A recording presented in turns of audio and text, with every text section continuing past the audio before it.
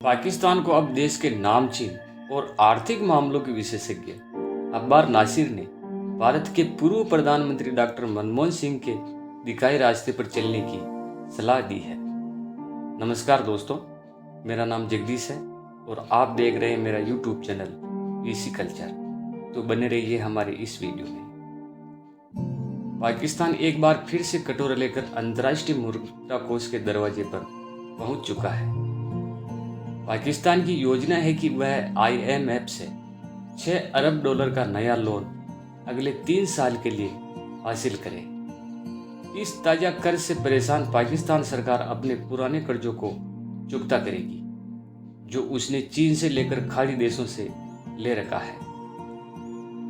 कर्ज लेकर कर्ज को चुका रहे कंगाल पाकिस्तान को अब देश के नामचीन और आर्थिक मामलों के विशेषज्ञ अब्बास नासिर ने भारत के पूर्व प्रधानमंत्री डॉक्टर मनमोहन सिंह के दिखाए हुए रास्ते पर चलने की सलाह दी है। अब्बार नासिर ने कहा है कि पाकिस्तान को आर्थिक संकट से निकालने के देश के अगले वित्त मंत्री को मनमोहन सिंह से बात भी करनी चाहिए। साल 1991 में मनमोहन सिंह भारत के वित्त मंत्री थे और आर्थिक संकट से देश को बचाया था और आपको उसी के बताए हुए रास्ते पर चलने चाहिए। अब्बास नासिर ने ट्वीट करके कहा, पाकिस्तान के आगामी वित्त मंत्री को मनमोहन सिंह से बात करनी चाहिए ताकि उनकी रणनीति के बारे में जान सके। भारत साल 1991 में लगभग ठीक उसी तरह से था जैसे पाकिस्तान की आर्थिक हालत अभी है। मनमोहन सिंह ने उस समय आर्थिक सुधारों की शुरुआत बड़े जोरों शोरों से की थी। भारत में सत्ता में आए सभी राजनीतिक दलों को आपसी मतभेदों को बुलाकर ठीक उसी रास्ते पर काम किया जिसे मनमोहन सिंह ने शुरू किया था। और आज देखिए कैसे भारत में चमत्कार हो रहा है और भारत तरक्की की ओर बढ़ता जा रहा है। अब्बास की इस सलाह पर एक और पाकिस्तानी एक्सपर्ट और पत्रकार कामरान यूसुफ ने कहा कि इसमें सबसे बड़ी बाधा सेना है, जिसका पाकिस्तान की सरकार में कामकाज में बहुत ज़्यादा दखल होता है। उन्होंने कहा है कि मनमोहन सिंह को भारत में केवल राजनीतिक दलों से जूझना होता था, लेकिन यहाँ इस्लामाबाद में सेना भी है। इस पर अब्बास ने कहा कि अगर पाकिस्तान सरकार अर्थव्यवस्था का सुधारती है तो सेना का भी रुख बदल सकता है और खराब व्यवस्था की वजह से ज़्यादा तनाव होता रहता है और इसमें हस्तक्षेप बढ़ता ही रहता है। अब बता दें कि अब्बास ने यह नसीहत ऐसे समय पर दी जब एक बार फिर से पाकिस्तान के डिफॉल्ट होने का खतरा बढ़ गया है और कर्ज से वो काफ़ी परेशान है। पाकिस्तान IMF के बीच बातचीत इस महीने या अगले अप्रैल के महीने में होने की उम्मीद है। इससे पहले IMF ने पाकिस्तान को $3 बिलियन का लोन दे रखा था।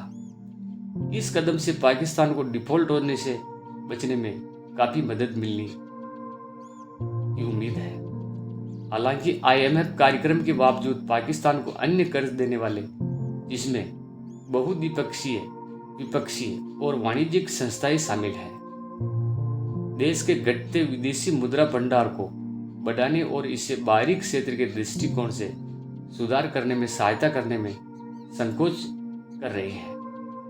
पाकिस्तान में जल्द ही शहबाज शरीफ के नेतृत्व में नई सरकार का गठन होने जा रहा है। शहबाज सरकार के सामने आर्थिक संकट सबसे बड़ी चुनौती उभर कर आया है। दोस्तों, आपको बता दें, पाकिस्तान आर्थिक संकट के दलदल में गले तक धंस चुका है। हर दिन के साथ वह एक और फांस उसके गले में फंसती जा रही है।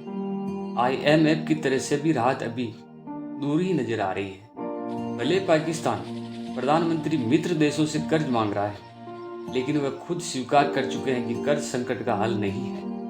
तो ऐसे में सवाल यह उठता है कि पाकिस्तान आर्थिक मुश्किलों में वो कैसे बाहर आ सकता है। विशेषज्ञ पाकिस्तान को भारत से सीख लेने की सलाह दे रहे हैं। एक पाकिस्तानी अमेरिकी आर्थिक मामलों में के जानकार ने इस्लामाबाद को सलाह दी कि उसे डिफॉल्ट होने से बचने के लिए भारत की तरह योग्य और अन्य लोगों को जो एक्सपर्ट हैं उनको नियुक्त करना चाहिए।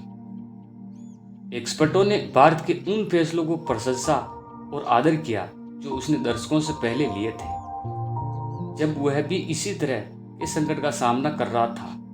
प्रिंसेटन यूनिवर्सिटी और अर्थशास्त्र के प्रोफेसर आतिफ मियां के बुकिंग्स इंस्टीट्यूशन में एक पैनल डिस्कशन में कहा है कि एक राजनीतिक नेतृत्व का सबसे अहम काम महत्वपूर्ण मुद्दों से निपटने के लिए योग्य लोगों और टीम को नियुक्त करना है। गंभीर आर्थिक संकट के बीच पाकिस्तान में सबसे अधिक आलोचना मौजूदा वित्त मंत्री इसाक डार की हो रही है। पाकिस्तान के पूर्व वित्त मंत्री मिफ्ताह इस्माइल के साथ चर्चा करते हुए उन्होंने कहा, अगर ऐसे फैसले लेते समय आप योग्यता से अधिक परिवार को वरीयता देते हैं, अगर सभी महत्वपूर्ण पदों के लिए आप अपने भाई बहनों और अपने पुत्रों, अपनी बेटी भतीजों को नियुक्त करते हैं, तो आप 22 करोड़ लोगों को देश नहीं चला सकते। आतिफ मियां ने वर्तमान आर्थिक संकट के लिए पिछली इमरान सरकार पर भी गुस्सा जाहिर किया और इनकी नीतियों की आलोचना की है। इस दौरान उन्होंने भारत की जमकर तारीफ की है और उन्होंने कहा कि अगर आपको सहारा चाहिए तो मनमोहन जी से बात करिए और उनसे ट्वीट करके उनकी रणनीति और उनके सहयोग की बात करनी चाहिए। तो ये था हमारा दोस्तों वीडियो अच्छा लगे तो इसे लाइक करें और अगर आप नए हैं तो हमारे चैनल को